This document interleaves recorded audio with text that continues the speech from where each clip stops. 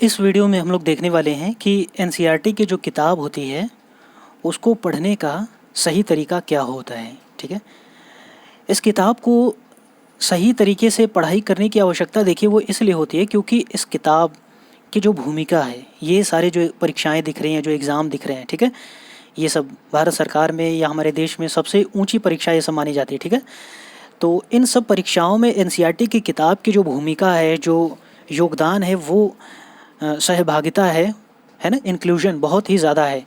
और यहाँ पर मेरे बारे में कुछ एजुकेशनल और क्वालिफ़िकेशन इन्फॉर्मेशन दी गई है। आप चाहें तो वीडियो को रोक करके इसको देख सकते हैं। मैं ये सब इसलिए नहीं पढ़ता हूँ क्योंकि अपने मुंह से ही अपनी बात करना मुझे अच्छा नहीं लगता है। ठीक है, तो चलिए आगे बढ़ते हैं। देखिए, यहाँ पर जो सबसे पहली चीज़ आती है कि यदि आप इस किताब को पहली बार ही पढ़ रहे हैं, ठीक है, यानी आपने कोई भी एनसीईआरटी की किताब को उठाया और इसके पहले आप कभी भी नहीं पढ़े थे, ठीक है, तो यदि आप इस किताब को पहली बार ही पढ़ रहे हैं तो आपको क्या करना है कि अपने से नहीं पढ़ना है। ठीक, क्योंकि जब आप इस किताब को अपने से पढ़ेंगे तो आप इस किताब को अच्छे तरीके से नहीं समझ पाएंगे, या मैं ये कहूँ तो आपको इसमें कुछ भी नहीं समझ में आएगा। ठीक है, क्यों? क्योंकि ये किताब जो है बहुत ही कॉन्साइज़ या फिर शॉर्ट फॉर्म में लिखी गई है। ठीक है, और जैसे कि नाच नावे आंगन टेढ़ा, ये बात इतनी सी है, समझ में नहीं आई तो समझाने के लिए भैया इसको इतनी बात बोलना पड़ेगा तभी ना समझ में आएगी, है ना। इसीलिए इस किताब को अपने से नहीं पढ़ना है यदि आप इसको पहली बार ही पढ़ रहे हैं तो फिर कैसे पढ़ोगे? अब मान लो कि क्लास 11 की केमिस्ट्री की किताब पढ़ना है, ठीक है, आपको पढ़ना है क्लास 11th की केमिस्ट्री की किताब एनसीईआरटी की, और आप खुद से पढ़ेंगे तो समझ में आएगा नहीं।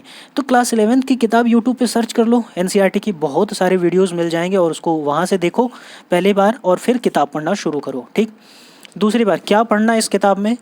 Complete text. इस किताब में कुछ भी लिखा है, XYZ ABCD कुछ भी लिख दिया गया है तो वो आपको ज़रूर पढ़ना है। कि इस किताब में कोई फिगर है तो फिगर देख लीजिए, फिगर, फ़ोटो, स्केच, कोई ड्राइंग, इस तरह से मिलती रहती हैं चीज़ें। ठीक है, उसको भी देखिए। कोई टेबल है या कोई डेटा इन्फॉर्मेशन दी गई है तो उसको भी देखिए। टेबल माने इस तरीके से ऐसे ऐसे करके क्या होगा, टेबल बनाया गया रहता है। ठीक है, और यहाँ पर इस टेबल में कुछ इन्फॉर्मेशन दी गई रहती हैं तो इसको भी आपको देखना है। उसके बाद ऑल क्वेश्चंस इस किताब में, चाहे इंटेक्स के क्वेश्चन हो, एग्जाम्पल्स हो या फिर एक्सरसाइज के, ये सारे सवाल आपको लगाने हैं। और एक बार नहीं, कितने बार? At least 10 times. देख रहे हो कि नहीं? ये पूरी किताब आपको 10 बार या उससे भी ज़्यादा पढ़ना है। जो 11th की 12th की जो केमिस्ट्री की किताब है, मेरे ख्याल से मैं उसको 50 बार से ज़्यादा पढ़ा होऊंगा, क्योंकि भाई मुझे अब 6 सालों से मैं पढ़ा रहा हूँ, तो पढ़ाते पढ़ाते क्या होता है, चीज़ें याद हो जाती हैं। तो कोई भी बच्चा जब मान लीजिए कि कोई चीज़ मुझसे पूछता है तो मैं उसको यहाँ तक भी बता पाने में सक्षम हो पाता हूँ कि ये इस चैप्टर में, इस पेज पर ये वाला सवाल है या फिर ये टॉपिक है। और मेरे मेमोरी से, मेरी दिमाग से यदि वो चीज़ें मैच नहीं खाती हैं तो मैं समझ जाता हूँ कि ये क्या है, कि एनसीईआरटी से नहीं पूछ रहा है। यानी आपको इतनी बार इसको पढ़ना है, ठीक है, कि आपको पूरी तरीके से ये किताब क्या हो जानी चाहिए, बढ़िया से एकदम याद हो जाए, इतनी बार पढ़ना है। मैं इसका थोड़ा एक डेमो दिखा देता हूँ कि चैप्टर को पढ़ना किस तरह से होता है। ठीक है, सपोज़ करिए यहाँ पे मैं एक चीज़ खोल के दिखाता हूँ, एक चैप्टर। ठीक है, ये देखो यहाँ पे दिख रहा है, ये सॉलिड स्टेट, ये यूनिट 1 है। ठीक है, तो इसको देखो क्या क्या इसमें चीज़ें पढ़नी होती हैं। सबसे पहले तो पूरा पढ़ना ये सब कुछ, ठीक है, इसमें कुछ भी नहीं छोड़ना। उसके बाद आप देखिए इसमें तो ये फिगर है ना, ठीक है। अब इसमें बहुत सारे लोग होंगे इस फिगर को छोड़ देंगे। अरे भाई, ये फिगर बहुत ही इंपॉर्टेंट है, इस फिगर को नहीं छोड़ना है, इस फिगर को जानना है कि ये फिगर क्या है। 2 dimensional structure of quartz and quartz glass, ठीक है, ये इंपॉर्टेंट है, बोर्ड का क्वेश्चन भी एग्जाम में पूछा भी जाता है। तो ये फिगर, मेरे कहने का मतलब है कि यहाँ पे जो फिगर है ना, ये फिगर आपको पता होना चाहिए कि ये किस बारे में बात करा जा रहा है, किस बारे में इस फिगर में बात हो रही है। उसके बाद देखिए और दिखाता हूँ मैं। उसके बाद थोड़ा सा किताब में आगे बढ़ते हैं। सेम चीज़ यहाँ पे देखो क्या है, एक टेबल है ना।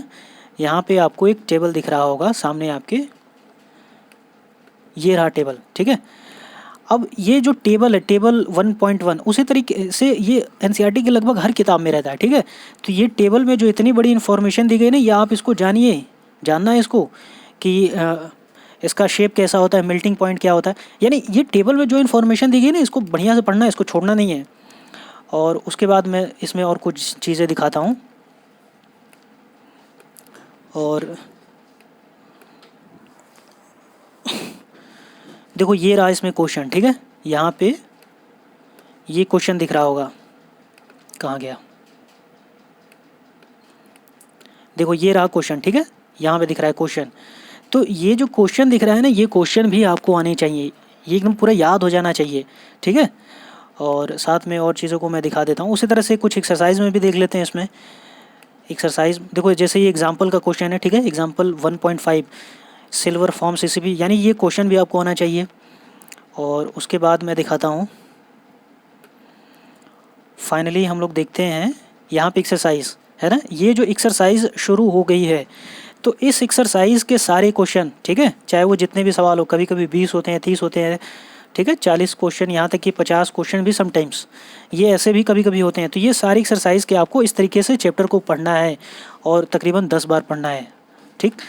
अब थोड़ा कुछ और चीज़ें देखते हैं कि इस एनसीईआरटी की किताब की क्या भूमिका है, वैल्यू क्या है। देखो होता क्या है कि थोड़ा सा हम लोग सरकार के नज़रिए से, चेयरमैन के नज़रिए से, या फिर जो एग्ज़ामिनर का जो माइंड सेट होता है उसके तरीके से हम लोग अभी सोचना शुरू करेंगे। तो अभी देखेंगे कि इन सारी जो परीक्षाएं होती हैं, ठीक है, ये सारी जो परीक्षाएं, इसमें इसकी वैल्यू क्या है, एनसीईआरटी की क्या मूल्य है, क्या कीमत है। थोड़ा सा मैं इसको समझाने की कोशिश करता हूँ। ये देखो एक आइलैंड दिख रहा है और ये पूरा समुद्र है और यहाँ पे कुछ मछलियाँ हैं और ये रहा हम लोग का कछुआ। इस कछुए को यदि इस आइलैंड पर जाना है, ये इसका लक्ष्य है, इसका टारगेट है, डेस्टिनेशन पॉइंट, ठीक है। और ये कछुआ इस समुद्र में बढ़िया से तैरे, इधर उधर सैर करे, इतना उतना इधर खूब यात्रा करे, ठीक है, खूब यात्रा करे। तो क्या ये कछुआ यहाँ पे पहुँच पाएगा अपने टारगेट पे? कभी नहीं पहुँच पाएगा भाई। वो अलग बात है कि कुछ समय बाद इस कछुए ने इस समुद्र में यात्रा करके बहुत ढेर सारे अनुभव इकट्ठा कर लिए हैं और साथ में ही इसने समुद्र को बहुत बारीकी से समझ लिया है, जान लिया है, वो अलग चीज़ है। लेकिन वो अपने लक्ष्य पर यहाँ पर नहीं पहुँच पाएगा। आगे बात समझ में। अब देखो होता क्या है कि जो भारत सरकार है या फिर जो भी परीक्षा आप देने जा रहे हैं उसका जो चेयरमैन होगा या फिर एग्जामिनर होगा, ये सरकारी आदमी सबसे पहले एनसीईआरटी की किताब को उठाता है पेपर बनाने के समय, पेपर जब सेट करने के समय, यानी कि 100 क्वेश्चन, ठीक है, 100 क्वेश्चन यदि आने हैं किसी भी परीक्षा में जहाँ पे आप अपीयर होने वाले हैं, तो ये पूरी संभावना है, सबसे ज़्यादा से ज़्यादा ये पॉसिबिलिटी है, संभावना है कि इसमें से 100 में से मैक्सिमम क्वेश्चन एनसीईआरटी पर या तो डायरेक्ट पूछे जाएंगे, या तो इनडायरेक्ट पूछे जाएंगे, या तो थोड़े मॉडिफाई करके पूछे जाएंगे, लेकिन जो बेस होगा वो यही होगा। अब यदि आपने ये सारी साइड बुक को पढ़ लिया, ठीक है, तो कछुए के तरीके से आप ज्ञान के सागर में खूब ढेर सारी यात्रा कर तो लिए हैं, पर यहाँ से इस एग्ज़ाम में आने की जो पॉसिबिलिटी है वो बहुत ही कम है। इसीलिए एनसीईआरटी की किताब को भारत, जब तक आप भारत देश में, तब तक क्या है, प्रेफर ही करना है। मैं खुद भी, ठीक है, मैं खुद भी आईसीएससी बोर्ड से पढ़ा हूँ, ठीक है, लेकिन मैं फिर भी कह रहा हूँ, आईसीएससी बोर्ड से पढ़ा हूँ, लेकिन फिर भी मैं कह रहा हूँ कि क्या है भैया, एनसीईआरटी की किताब सबसे पहले प्रेफर करनी है, नहीं तो फिर वही होगा कि आप ज्ञान के महासागर में कूद रहे होंगे। लेकिन जब भारत सरकार, ठीक है, जब हमारी सरकार, चेयरमैन या फिर एग्जामिनर जब क्वेश्चन पेपर सेट करेगा, तो ये पूरी संभावना है कि वो एनसीईआरटी से ही सेट करेगा, डायरेक्ट, इनडायरेक्ट या फिर मॉडिफाई करके। थोड़ा और देखते हैं इसमें, ठीक है। देखो एक और चीज़, पॉइंट नंबर 2 है जैसे मेंटल अंडरस्टैंडिंग को ग्रो, ठीक है। देखो जैसे ये बच्चा है, ठीक है, ये बच्चा है, ऐसे क्या है, पहले ऐसे ऐसे बैठा है, फिर ये ऐसे टेढ़ा मेढ़ा बैठा है, फिर ये थोड़ा खड़ा हो रहा है, फिर ये खड़ा होकर चलना सीख रहा है, फिर ये दौड़ेगा, फिर भागेगा, ठीक है। तो जो एनसीईआरटी की किताब होती है ना, इसको हम लोग बेसिक बुक्स कहते हैं, ठीक है, यानी ये आपको चलना सिखाती हैं। अब जब चलना सीख जाओ तो कहीं भी भाग के चले जाओ, ठीक है, कहीं भी दौड़ो, ओलंपिक में जाओ, कहीं भी जाओ, कोई भी रेस जीत जाओ। तो जो एनसीईआरटी की किताब होती है वो आपके जो मेंटल अंडरस्टैंडिंग है, पहली बात तो उसको बढ़ाएगी, और साथ में क्या होगा, मनोवैज्ञानिक, तार्किक, यानी छोटी छोटी बातें आप सीखेंगे। अब मान लो किसी को 1 2 3 ये 4 5 ये सब आता ही नहीं है, ठीक है, तो वो टेबल कहाँ से सीखेगा, मल्टीप्लिकेशन, सब्सट्रैक्शन, एडिशन, ये सब जोड़ घटाना गुणा भाग कैसे सीखेगा भाई। तो इसलिए आपको एनसीईआरटी की किताब को पढ़ना ही पड़ेगा, ठीक। और थोड़ा और देखते हैं इसमें और क्या चीज़ है।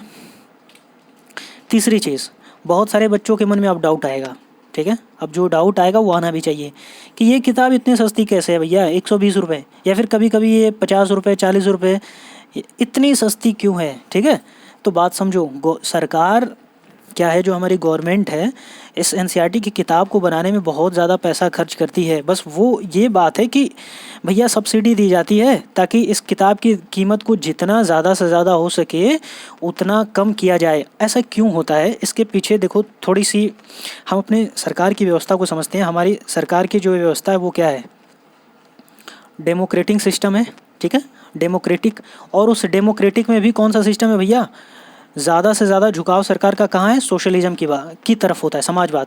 वो अलग चीज़ है कि एलपीजी रिफॉर्म्स जब आए थे, ठीक है, एलपीजी रिफॉर्म्स जब आए थे कब, 1991 में, तो उसके बाद हम लोगों की सरकार की जो व्यवस्था हो गई थी वो मिक्स्ड फिलोसफी हो गई थी, ठीक है। लेकिन फिर भी अभी भी झुकाव कहाँ ज़्यादा की तरफ होता है, समाजवाद की तरफ, सोशलिज्म की तरफ। अब देखो समाजवाद माने क्या, डेमोक्रेटिक सिस्टम माने क्या, जनता के लिए, जनता का, जनता के द्वारा शासन। तो भैया सरकार का पूरा प्रयास यही होता है कि जितनी भी सरकारी व्यवस्थाएं हैं वो जितने कम से कम दाम में हो उतने कम से कम दाम में करी जाएं। क्यों, क्योंकि समाजवाद माने कि ज़्यादा से ज़्यादा लोगों की भलाई किया जाए। यही तो समाजवाद की सिद्धांत का असली अर्थ होता है, मतलब होता है, ठीक है। तो यही सारी बातें हैं और अब आप मेरे ख्याल से समझ गए होंगे, ठीक है। तो मैं यही सब बताना चाह रहा था। और वीडियो को देखने के लिए क्या है भैया आपके लिए, थैंक यू। आगे बात समझ में, और क्या करो, कीप वॉचिंग, वीडियो देखते रहो। मैं बहुत सारी मज़ेदार सी वीडियो लाने वाला हूँ, ठीक है। तो मिलते हैं अगले वीडियो में, और आज के लिए इतना ही, ओके।